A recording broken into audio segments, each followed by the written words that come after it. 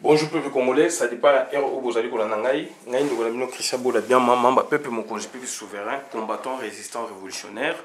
Nae lelo koloba mingi mingi makambo o etali combat et surtout nae mingi mingi ko répondre monsieur Lengi Ngemi. Monsieur Lengi Ngemi boyebi azali mutu oyo azali ko critiquer professeur Jean Bélé, aza ko qualifier de Rwandais, de Burundais. Mais du moins, na moni discours na évolué un peu dans le sens positif, sauf que azana belément mususu oyo azana ona mutu yango to zongelié pour na to expliquer to zongelié pour na to lobela ye et naza ko pesa ye mise en garde atanga akumu na pampa mate. Je me répète, nazo pesa professeur donc ba obenge professeur Lengi donc monsieur Lengi Ngemi nazo pesa ye mise en garde atanga akumu na pamba pambate. Professeur Jean Bélé azoti nangaite Jean Bélé Mungu azoti nangaite pona na luba na konti na ye. Puisque tanga sale ko luba donc ngam nazoti na yete. C'est un adulte ndengo lobi donc il a toutes ses capacités donc so bien luba ko luba soka boya boyi eza droit ya mutu. Soka boyi ko répondre à boyi eza droit ya mutu. Et yo benye Rwandais. Et d'après Ndengna Landi, j'ai compris donc aux alliés légers na banalise. Aux alliés légers na banalise par rapport à idée au yo jomoni la mutu. Puisque tant yo lingoye ba mutu, pona o kwe isaye, tant yo lingoye ba mutu, pona yo o jo ba preuve. Donc il faut ça là donc descente ya terrain. Descente à terrain ngolo banini olobi quand il y a conférence, il y a Washington. Oyo et Salamaki qui est professeur Jean Bélé a cette conférence à Washington. Cardinal Moussengo Ifalaya, nani pasteur David Ekofo Ifalaya, Yemoko Banani. Et je vous apprends que biloko wana ezaki ya biloko professeur Jean Bélé. Biloko wana ezaki biloko ya professeur Jean Bélé. Naza koloba puisque azali vie oyo ngai na CP na concept puisque concept yana au départ ngana ibaki ngote puisque tout ça ka émission moko na Belgique non tout ça na kada pepe mokonzi na kina Belgique to na voilà na réunion mo munene chaque fit tapé a filma kango garçon moko aye koloba na concept wana yaki na ba fin septembre 2017. Oui, bah 2017, septembre, octobre, même novembre 2017. Oui, donc bah, septembre 2017, puisque l'élection administrative s'est mise en novembre 2017. Garçon moi na Congo a mis ça même livre à Outagi Belgique, tout ça dans la salle ouana. Ndé azo parler, tu vas ni permettre azo expliquer comment administrateur na bien ngoté, na on comprend ngoté. Si quoi azo lingake na puis et somme taï modérateur voilà. Et soit modérateur vie dina placide de Jésus.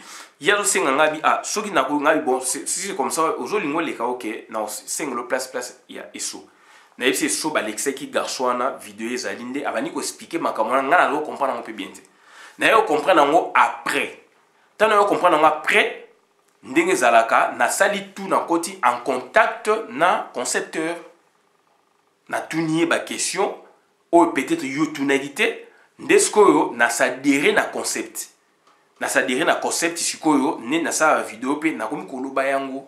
Voilà. Donc na zayi penga moté to ba te belé op to c'est la concept et donc voilà et concept na ye ezalaki il fait zala appuyer na ba politicien puisque azalaki ko soana ba politicien nyonso yo moni wana. Claude Mutima ko démissionnement lo ba yango. Donc Félix Antoine Chilombo mutuboy ba pesa ki accord pour la tout ça là ensemble et loko moko ya munene donc sur les maps populaires. Donc c'était ça et ça il faut que ba politicien à dernière minute ba donc ça dit ba lobeli boité ba boité mais ba seli makamo ba yokana kiti. Et si aujourd'hui tout le monde va penser Matungulu, bah yokana boye, bah Félix Antoine Chilombo, bah yokana boye na lamuka boye bah comme même après bah respecter les caractéristiques bah congolais, bah politicien congolais. Professeur Jean Bélé, il n'est pas politicien. A apporté un plus na combat, a apporté une façon de voir les combats autrement, mais il n'est pas politicien. Donc c'est-à-dire asali eloko oyo esengeli kosala soko lingo critiquer mutu nazoba na yo mais c'est Lengi Ngemi soko critiquer mutu il faut ozala madongo na osala ma étude moko archéologique puisque lobby obani kolandela depuis 2016 2017 oui ils ont droit na yo mais est-ce que vous allez sur la bonne piste puisque batu mususu okosa la recherche boye mais vous allez sur des mauvaises pistes. Est-ce que vous êtes sur de bonnes pistes puisque vous avez une démarche oyeba que y a Rwandais ou pas. Donc est-ce que donc démarche naïvement vous êtes sur de bonnes pistes. Question na oloba. Puisque au foot là qui nanda ku ya sœur ya cardinal ou cousine à cardinal Mosengo. Otuna hi mwana na yepo batuna soki cardinal Mosengo azali administrateur ndeni ko zala ndeni boye. Et ça, il est bien. Est-ce qu'elle est suffisante pour nous la convaincu? Est-ce que Batouana Bazali Yazali Cardinal Moussim? Est-ce que au Benga qui ou na bureau naïe par exemple ou bien wapi ou bien na archevêché place Yazala pour au tout na quand même au l'équipe na niveau famille est-ce que Moutoua a est-ce que Makama le baki est utile? Est-ce qu'il est important? Donc il faut se poser beaucoup de questions. Bon, Cardinal Mosengo, aloba qui peut muto sa makamwana donc ezaïe moko ya makamwana te.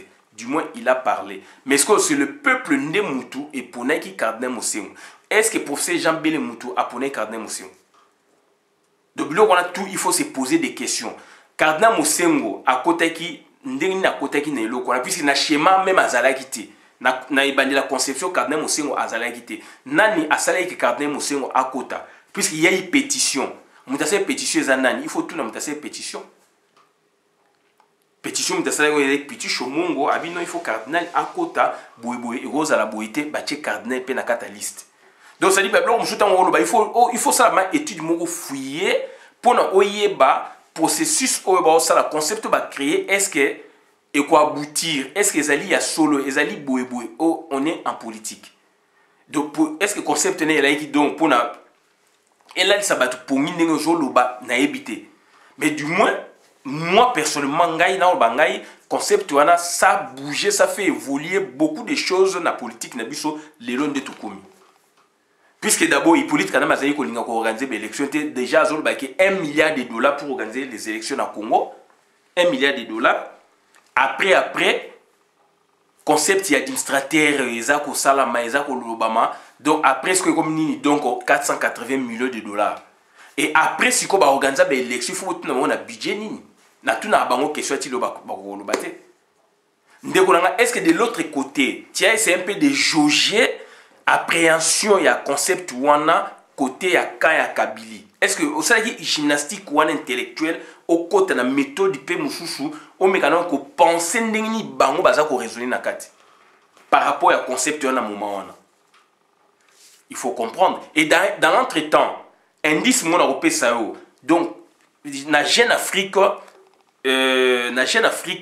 Hippolyte Kanambe a déclaré tant Tshisekedi Koufi opposant na yé c'est le cardinal Mosengo. Opposant na yé c'est le cardinal Mosengo. Et tala sikoyo n'habite implication directe ya cardinal Mosengo. Tala sikoyo donc église catholique et côté qui na masolo na ndengini.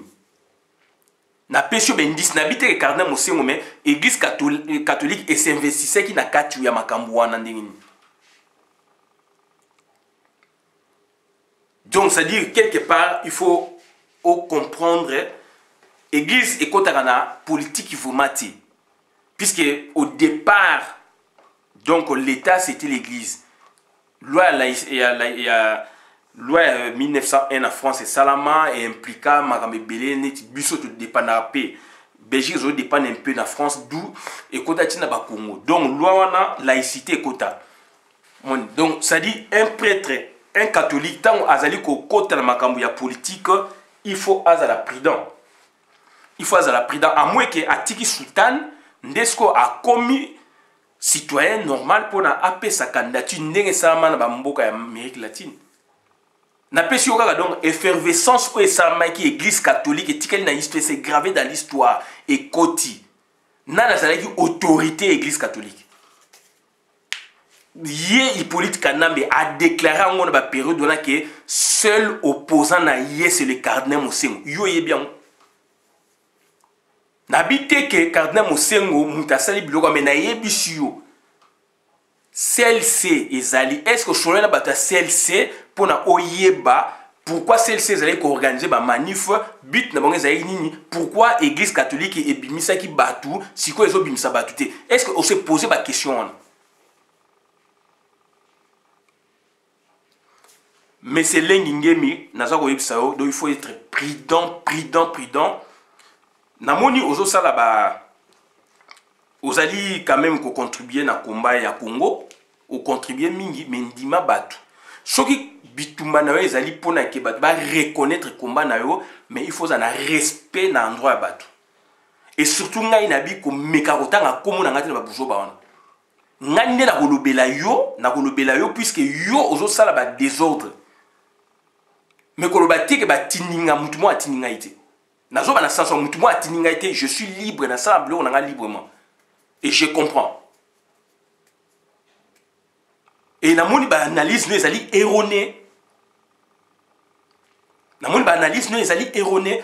Na pesio piste puisque azali vie na solana eta on a qui aux États-Unis avant l'élection nazali kuna na 2000 l'année passée na ba septembre octobre nazali Canada na kine kuna tozali na ye to sola na ye donc nazali na viona na ebi eloko ni azali ko sala et yo oko taxer des Rwandais kaka boy facilement na ebi choqué vient na ye ya quartier ça cool camarade na ye batangi na ye bazune brevet Kofilo Mide camarade na bazune na ye brevet donc nani Joe Mali et donc quand Ani Boma a beta orchestre moko na yaya oyayi.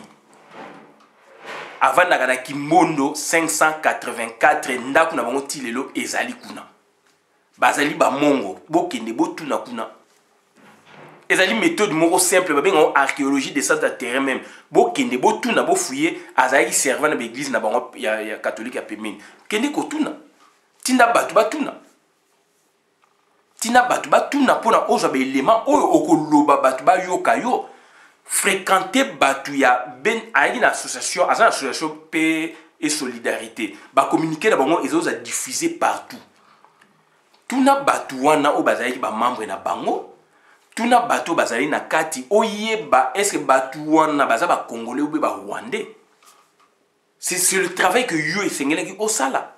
Au bim ça va PV na bango ba communiquer na bango et ça peut signé par professeur Bele et ezali peut destiné na batu songolo pakala batu na nde yongo ko récolter bango oyeba est-ce que na puisque bino vous soupçonnez des gens bolingate batu ba soupçonner bino donc ça dit il faut tout na puisque ozana idée à soupçon au tout na méthode yongo ko employer si ce sont des Rwandais ou des Congolais que au salir batu facilement ça c'est le Congolais. Au lieu que non, moi j'ai fait n'importe boye puisqu'il faut relayer ça là, puisque ce qui le yo zate donc on va donc combien koufi. Sauf pour c'est le bel zate donc on va combien koufi. Songa la zate combien koufi. Ça c'est la mentalité dans la communauté congolaise. Ça c'est la mentalité dans la communauté parcours ya mutu yebité. Parcours mutu yebité. Yo le loso le banalandi yo donc on a quête ya batu ba reconnaître combat na yo et puis yo mutu pesa batu donc fait vers pour na kota na combat yo na ndenge na comprendre na mutu na weza bon puisque dans les États-Unis et au bien on be professeur Bela tant sur le bundaki azala kité mais c'est tout à fait normal. Est-ce que professeur Bela fingi yo? Est-ce que professeur Bela tongi yo? Est-ce que ça la vidéo contre yo? Ça ce sont des provocations inutiles. Ce sont des provocations inutiles. Et dans notre temps, on a toujours insigné à Pareko, et Ngwanda, Boy. Et nous, on connaît la méthode, il y a travail à Pareko. Tu as vu, méthode, il y a travail à Pareko. S'agissant de la conférence OSAMAN à Washington, est-ce que Ezali vraiment pour ces gens belé Mutassal Sakion? Il faut le tout na donc organisateur tout na bango sérieusement. Est-ce que professeur Jean Belé a yem da sase blokwana? Gino Will a yebi blokwana puisque na yebi la période a interviewé mais professeur Jean Belé. Claude Moutima a yebi blokwana, Valé Mangitou a yebi blokwana. Tout na yé est-ce que Zali professeur Belé mta organisaki conférence à Washington? Mangitou kana association na bango ba tche blokwana sans consulter donc batu o ezaki concerné. Puisque procès bele asili kaki alinge ko la vidéo contre biloko wana bisom to pexai. Bisom to pexai to bi ah vie. Ole ko ça nengwana moni e pesa bujoba tika bango ba sa biloko na bango donc voilà. Ba constituer te o metala comment ba tion ba constituer te ba constituer cardinal Mosengo te ba constituer pasteur Ekofote etc etc. Est-ce que procès bel est organisateur à Bilokwana? Donc, yo zali na États-Unis, aux Loba, donc il fallait approcher les organisateurs pour tirer l'élément, poser des questions pour tirer sur la bango, ce qui professeur bel azali, puisqu'on incriminé na kati. Bon, na évité ce qui peut à Kendaki ou bien na conférence ou bien participer, na évité, mais aux incriminé na kati organisation, est-ce qu'il y a organisé Bilokwana? Tout n'a valé mangi tout kazali wana. Okoloba komo na ye bele na journaliste ne bosse ba complicité na bino buzoba. Voilà, ça c'est la méthode d'Apareco. Ça c'est la méthode d'Apareco. Ça c'est la méthode d'Apareco. Ba mongo bazana kati ya Congo. Mongo azamuta frontière te. Mais bakushu baza mongo bakushu pe donc na bakivu kuna bazali na kati. Donc bon ça va biloko mususu donc ça dit makamsu bo sala nanko pona batu ba yoka bino bato bazali prudente balanda ba raisonnement na bino. Wana eza style ya Pareco na lo bango sérieusement. Wana eza style ya Pareco. Papa Noringwana na zolo bango na monopole ya savoir ya politique à Congo te. Même n'époque à Mobutu il a monopole à savoir politique à Congo te. A la décision finale puisque Kengwa Dondo tant yé ndenga lobela biso ke a moni ke Kengwa Dondo aza congolais aza boité et que alingi ko bloquer Mobutu abitika donc yé mta décisionnaire final te. Donc il faut tout faire attention sur yo aux alliés donc on a elengi ya Pareco puisque ozamuta Pareco soki yo ozali donc fanatique ya papa Honoré Ngwana puisque olingi ndengwana méthode wana ya méthode na biso te. Wana méthode nangati ngaza fanatique à propos no ngwana na fanatique ya politicien te. Il faut faire attention. Et na ifo ko tia komo na ngana bujoba te ngana zo répondre puisque yozo quand ça répondait bela zo ti nangai na loba je suis libre de dire naza homme libre. Et naza ko loba puisque na participa qui na reçu yelo kwana. Puisque j'ai vu le concept était bon ba politicien na souka ba se désengager. Donc muto batu donc abaya ba politicien congolais. Donc, aboyi à l'école, olinga lobani assez justifié par rapport à quoi? Olingi assez justifié par rapport à quoi? Il a apporté un plus. Abimi Sebino Rubewa, il a apporté un plus par concept yangwa salaki makambushiko yo mutuloko la Burundais oyo Pierre Lumbi. En pleine campagne électorale donc présidentielle, il y a Martin Fayulu à Boaki donc journée ville morte. Alors que pour ces belles azo préparé KK1 KK2 ngana lobango yo lobaki lo yo constater ni. Ce sont des analyses, il faut tala ki batu o baro déranger et ce monsieur là c'est un Burundais, c'est un Rwandais.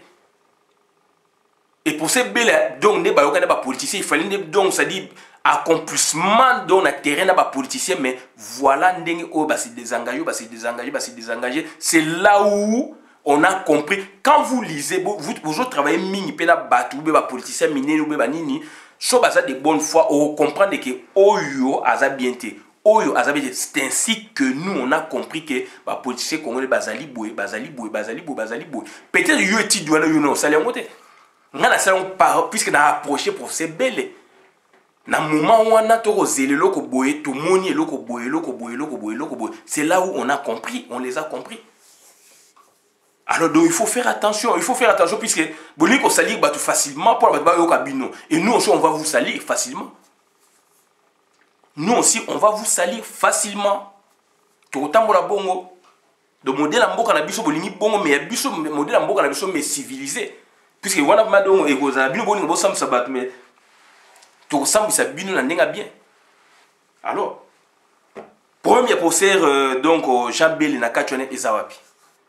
okoloba n'importe quoi qui asangisaki batu na ba Rwandais bakosala ba association na États-Unis place bozali kuna ezali infesté na ba Rwandais na men mabe na boyebo mabe ezamboko ba Rwandais batondi koleka bamboka ebele baza pe libre au circuler au s'établir partout balingi. Est-ce que ba Rwandais wana yo jolobana est-ce que bazali batu ya professeur belé ya association na bango asangisa bango wapi faut na ba preuve yondi falos askuna batu ya association na bango ba organisateur biloko na pono tout na ba question pono oza be élément il faut yeba pe place mutu wana vanda ka fréquenter banani kene na MIT tuna oyeba soka za Rwandais oyeba encore na ba collègue na ye donc ko mene ba enquête na ndenge belé na Kinshasa, aux États-Unis, partout, on voit qu'on a des éléments d'association, on a des éléments soka zali Rwandais. Et puis méthode de travail,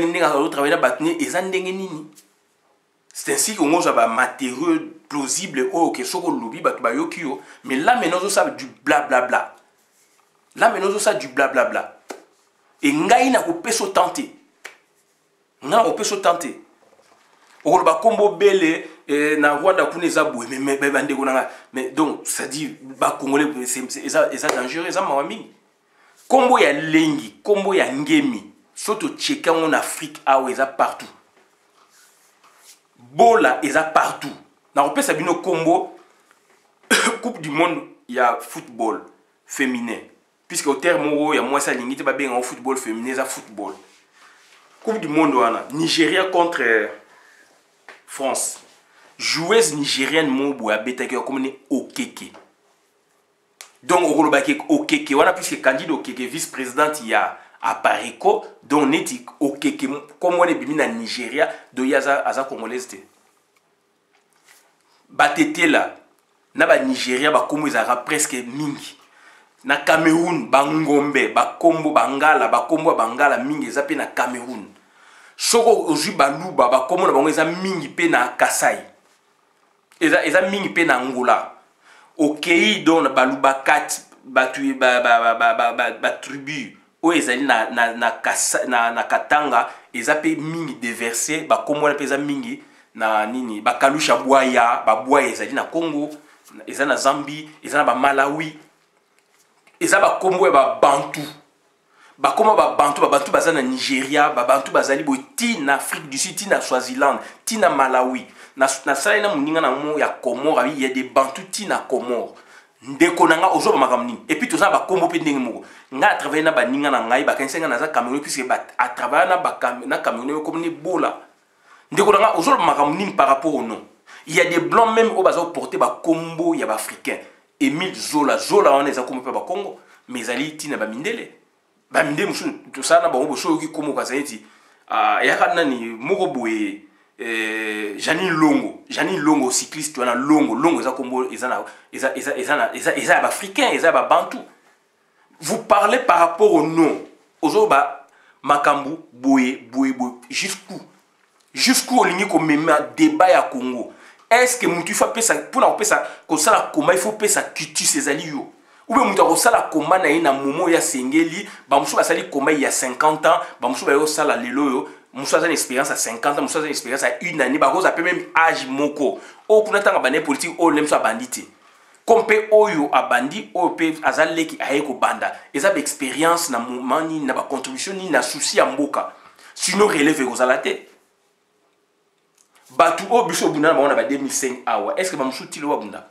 Est-ce que il a la monta abunda tilelo? Est-ce que Machuda Lengo abunda tilelo? Vieux Grégoire Bokungu to zala ina azami na ba RCK Grégoire Bokungu tant au Kangi rompo ezali boso ambassade wana inisa mukina 2005. Est-ce que bato biso bunda ba on attend tilo bazali? Docteur Mupapa to zala na 2005 wana. Constant Lomata to zala na 2005 wana. Commandant Esalo to zala na 2005 wana. Jean-Pierre Bolé fa patron na biso to zala na 2005 wana. Candidat Okeke to zala na 2005 wana. Est-ce que bat news tout oyo to bunda mwana 2005 tilo ba bunda komba? Et ça ba temporalité, mutazo kota na moment où il y a alingi donc musu azotika na nzela, musu azo continuer, musu ba ko reprendre après etc. Donc soki olingo yeba ne tuna mutu makam parcours na ende akobetelo masolo bamususu babanda na ba université bamususu babanda na misala bamususu babanda na université na Congo mususu awa puisque ba mouvement na mingi ya kapena ba misala ya mingi na ba université ya ba revendication ya ba boye comment expliquer yo pona yo donc neti ke komba yo bundaki awa donc bamususu donc babundi komba donc netan ba ye babandi wana mais il faut faire attention ngai eloko na yo koloba na yo il faut faire beaucoup d'attention. Donc, ça dit il faut faire beaucoup d'attention. Kochab administratif, c'est un concept. Concept, tu en as donc, Esaïki, donc, n'a bien pensé. Et puis, Esaïki n'a pas, makamu, ebele na appui na ngopé. Intérieur, extérieur. Extérieur, Esaïki, aux Zéla, donc, aux États-Unis. Intérieur n'est effailli par rapport à politiciens. Et les politiciens, nous, tout, bah, ils procès belle. Puis, c'est un bango. Na soana procès belle, na bango na procès belle. Et le monsieur est dessus par rapport à nos politiciens. C'est ainsi qu'on a compris que les politiciens ont bientôt, je ne sais de le dire. Alors donc, il faut pousser Moutoua ya aloba. Ce qui est allé style na yo, Moutouniou c'est un style wanate. Voilà. Ce que je veux dire, gang oza gangité. De ce jour là, oza gangité. Et j'insiste, makasi, monsieur Kochaka, comment on a besoin de chakomo na ngai na makambo esengeli loba makambo na nga mukoloba ke mutatininga non puisque tant na saba vidéo mutatina ngate tant pour ces belle ça ba vidéo mutatina yete mutako yu koloba mutaza na obligation de parler ou de ne pas parler de se justifier ou non puisque mutasa le pe crime wana zalité donc voilà ya on a ebisho ka ke concept wana église catholique et bimaki église catholique et bimaki wana nani apesa ki hors d'église batu ba bimana balabala et Kabila a reconnu ça donc opposant na numéro 1 après moi papa c'est Cardinal Mousséou soko yeba ki onte naza ko informer yo et bimana ba Jeune Afrique na ba journaux ala ba métro Cardinal Mousséou et bima voilà donc ndeko nanga donc lelo muninga na ngai Martin Moulumba a ses thèses na doctorat il y a droit public international à Paris et Patriot Sorbonne tout ça là. Donc na thèse na ba parler parmi acteurs Cardinal Mosengo. Cardinal Mosengo comme acteur numéro 1. Cardinal Mosengo na thèse à doctorat il y a master na ngai donc Martin Moulumba à Paris et Patriot Sorbonne. Donc, on se dit que galerie ou benini, je ne sais pas. Donc, la preuve na nini au chola au foot par Cardinal Mosengo et pas de konae au tuni moi na de konae moi na bizana au tuna noko ebisier ke boy. Mais regardez sur le terrain qu'est-ce qui s'était passé, qui était le chef. N'habite game da salon mais regardez sur le terrain, tu vas interpréter. Tu vas interpréter. Donc, il faut tout se ressaisir. Toujours, il y a un lourd fardeau. Oyo, ezali. Donc, cumuler des années depuis. Simo Kimbangu, Ngongo Lutete, Koko Namsu Bakata Wamba Maboko, Lumumba, Kasavubu, Leloyo, tout ça, Kitanango, Mindele Mutubazalaki, pour ce pembe, Lelo se transformer, commis donc, on a pion, en Afrique, Batumun de l'Oko Labino. Et Batumun, on a ça masolo, il y a ma bé, il y a un Congolais, il y a un Congolais, pour un bébé, etc. Je peux te comprendre, na souci aux anango, mais pour incriminer Moutoubou Mbalamou, il faut faire attention, puisque Moutouano a bandit combat d'après en 2016. Donc, yo, et dérangé, au comme Kolandela, et na banquette, où il y a eu salaire qui a nabi, aux alliés, donc, ils ont dynamique. Donc, aux alliés horizontales, il faut la verticale. Et la verticalité, nazali ko zela yo o démontrer biso na sola ki na batu ya paix solidarité ba bi ke batu wana baza ba congolais baza ba rwandais et que professeur BLP azali boye puisque bi groupe a 5 batu ba rwandais ba kei boye donc là maintenant ba confusion ba ça qui peut venir na bango boye dans un élément boye donc eloko boye salama ki donc conférence sama kuna ya professeur Bele Mutube a bimisa kimbongo ya organisation ya ko louer salle ya ko sabo il est ni de loin ni de près le wana asilika soki jino azalaki puisque a interviewé la période soki ba sola ki jina ko yiko yebisa yo mais Claude Mutima yebi Valé Mangituka yebi ngana yebi ba Joël Konde ba yebi pour ces belles biloko na ezaki été asilike dango makasi ba biso o ndeto yebise même vie tika puisque a même ko sala vidéo voilà donc ba biloko mususu ko yebite donc il faut se taire et je préfère bateau ba organiser biloko il faut ba vérité. Est-ce que le professeur Bella qui n'a pas le loin des ordres? Pour biloko erotika la boye, biloko aussi la tête tant que ça va vidéo buzoba na ko zongela et surtout les amucha comme na ko zongela ndenga mabe. Donc il faut faire beaucoup d'attention. Et il insinue le no yangwanda quelque part méthode ya ça eza méthode yangwanda, méthode ya pareko. Donc il faut faire attention. Il faut faire attention. Donc mutu mo za monopole te ngana bandi combat avant Ngwanda. Ngwanda bandi koma na 2014-2015 to moni na Gare du Nord ayi mutu ya pouvoir ngana bandi biloko na vanda ba université donc Ngwanda bandi biloko na après mais contribution na bato babo ya ngote faut faire attention donc net yopé donc contribution no mutu robo ya ngote mais le fait que yo zolinga ya ko reconnaître batu te ya ko finga batu to kokota na guerre puisque ngana mona ngeza ba port puisque na moment où yo zali ko faillir mutu muso azali ko pesa force. Et degré à mutu, il y a relation et zali apport pe munen. Bat nous sommes à relation de monter. Nada ko ba mais c'est lengi ngem il faut faire attention. Ça n'est de trop. Tout ça comme bana mikete. Moi je vois au sabablo na oui, j'apprécie au salibo, mais quand à koloba muto pe ça étiquetage, il faut faire attention. On vous a donné des pistes, allez les exploiter. Ou alors, donc, aux alliés faibles dans la recherche. Ou alors, ça, on les a recherché. Pour dénigrer des gens. Recherche les alliés qui na salagi boué, puisque au justifié paye en haut. Azan association na paye solidarité. Avant na kimono, à cause de kimono, donc, batu ba yebiye depuis bon mois na bazali. Na quartier na ba boué, allez tinda batu oyayo.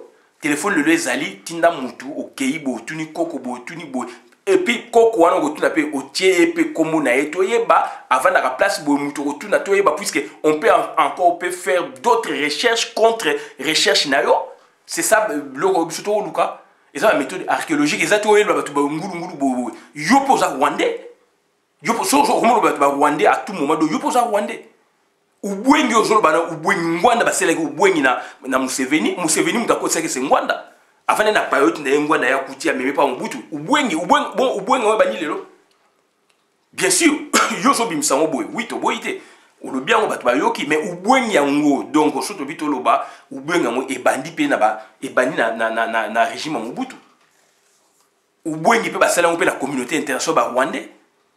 C'est leur philosophie, leur façon de penser, de voir les choses. Alors que ils ont nuire na batu. Donc on a dit que l'obangwana nazo senga na yo donc mise en garde. Nazo senga na yo mise en garde. Prochainement so tche sous comment on a désordre donc au monde ngai donc na nzela na mabe. Puisque méthode zo la na méthode ya pareko.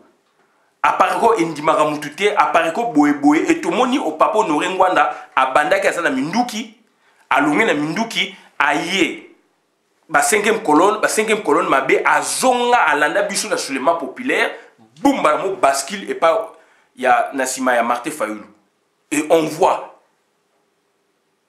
regarde tant qu'il nous dérange pas nous autres on les laisse faire mais ce qui a dérangé biso peut s'acharner na ye.